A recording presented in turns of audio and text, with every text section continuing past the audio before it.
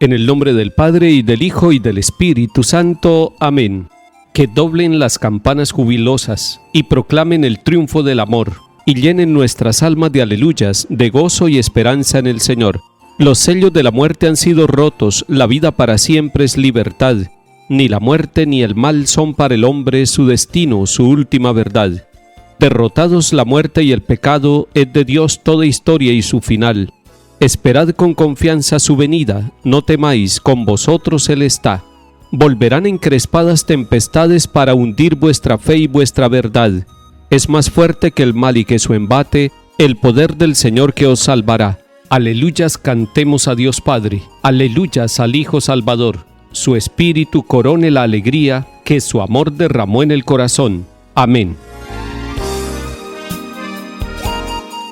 Lectura de la primera carta del apóstol San Pablo a los Corintios, capítulo 11. Hermanos, al recomendarles esto, no puedo aprobar que sus reuniones causen más daño que provecho. En primer lugar, he oído que cuando se reúne su iglesia se dividen en bandos, y en parte lo creo, porque hasta partidos tiene que haber entre ustedes, para que se vea quiénes resisten a la prueba. Así, cuando se reúnen en comunidad, les resulta imposible comer la cena del Señor, pues cada uno se adelanta a comer su propia cena, y mientras uno pasa hambre, el otro está borracho. ¿No tienen casa donde comer y beber? ¿O tienen en tan poco la iglesia de Dios que humillan a los pobres? ¿Qué quieren que les diga?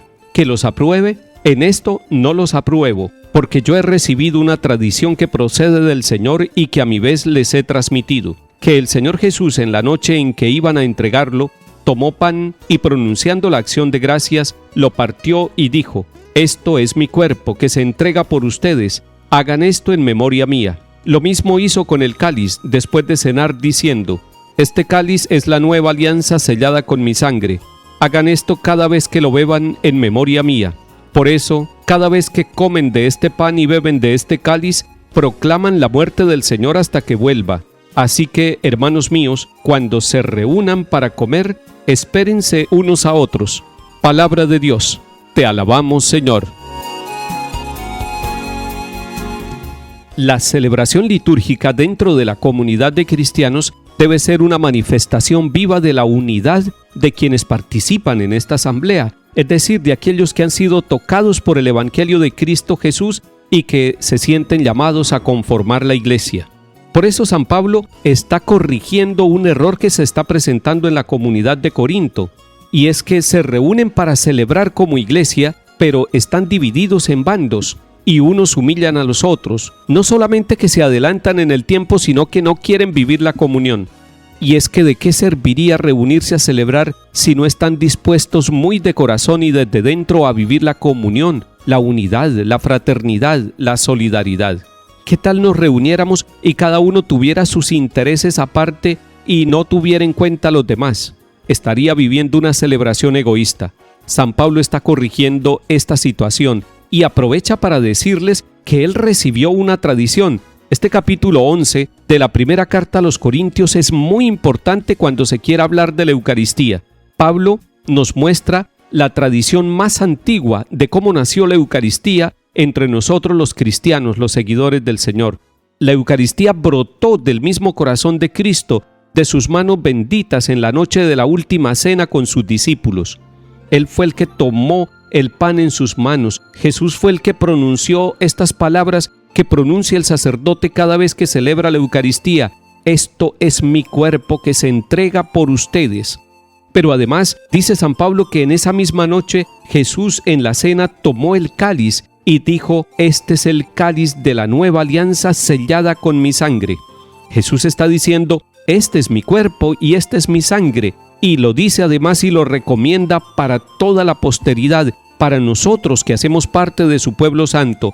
Hagan esto cada vez que lo beban en memoria mía. Es decir, el memorial de Jesús, la presencia de Jesús se hace viva cada vez que consagramos el pan y el vino y lo recibimos con un espíritu de comunión, de unidad. Es que la Eucaristía construye la unidad de la Iglesia. La Eucaristía construye la unidad de nuestras familias y de nuestra parroquia. Y si usted y yo recibimos a Cristo Jesús, el pan de vida, debemos ser instrumentos de comunión y de fraternidad, instrumentos de unidad en todos los ambientes con nuestra forma de vivir, de hablar y de trabajar. Usted y yo somos misioneros de la unidad de los seguidores de Cristo Jesús. Donde haya división, pondremos unidad. Donde haya guerra, pondremos paz.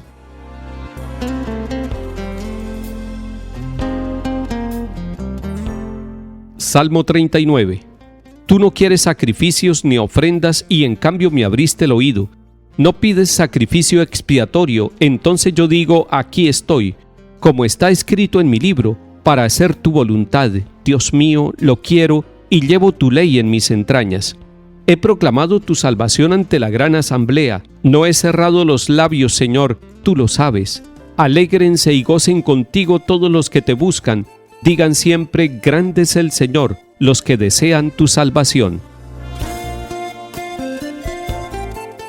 Lectura del Santo Evangelio según San Lucas, capítulo 7. En aquel tiempo, cuando terminó Jesús de hablar a la gente, entró en Cafarnaún. Un centurión tenía enfermo a punto de morir a un criado a quien estimaba mucho. Al oír hablar de Jesús, le envió unos ancianos de los judíos para rogarle que fuera a curar a su criado. Ellos, presentándose a Jesús, le rogaban encarecidamente: merece que se lo concedas, porque tiene afecto a nuestro pueblo y nos ha construido la sinagoga. Jesús se fue con ellos, no estaba lejos de la casa, cuando el centurión le envió unos amigos a decirle: Señor, no te molestes, no soy yo quien para que entres bajo mi techo.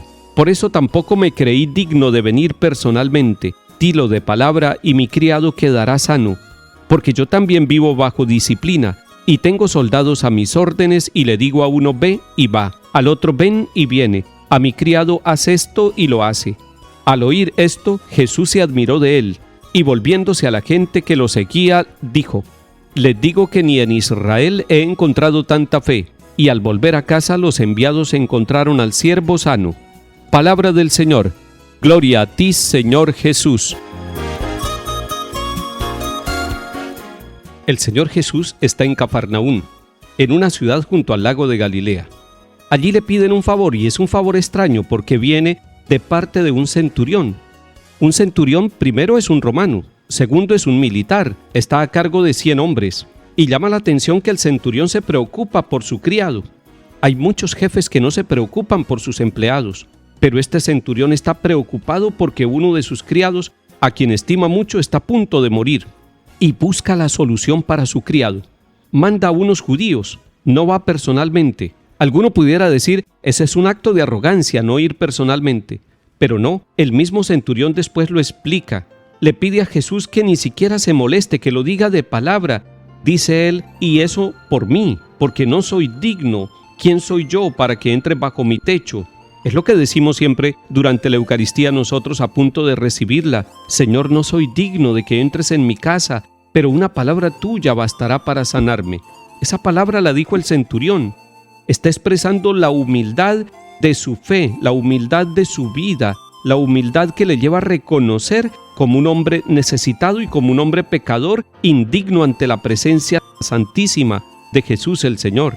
Y Jesús reconoce en este hombre un buen sentimiento, una buena actitud, para con el criado y para con Jesús mismo. Y por eso le concede la gracia de la sanación a este siervo. No necesitó Jesús ir a la casa, no necesitó tocarlo y quedó sano. Al centurión tenemos que reconocerle su actitud de humildad y de fe. A Jesús tenemos que reconocerle su disposición para sanarnos a nosotros, su libertad interior para no decir, ese es un romano, a él no le hago favores. Hoy el Señor nos está enseñando nuevamente que para hacer el bien y para vivir el amor no puede haber fronteras. Que el Señor nos bendiga y acompañe, en el nombre del Padre, y del Hijo, y del Espíritu Santo. Amén.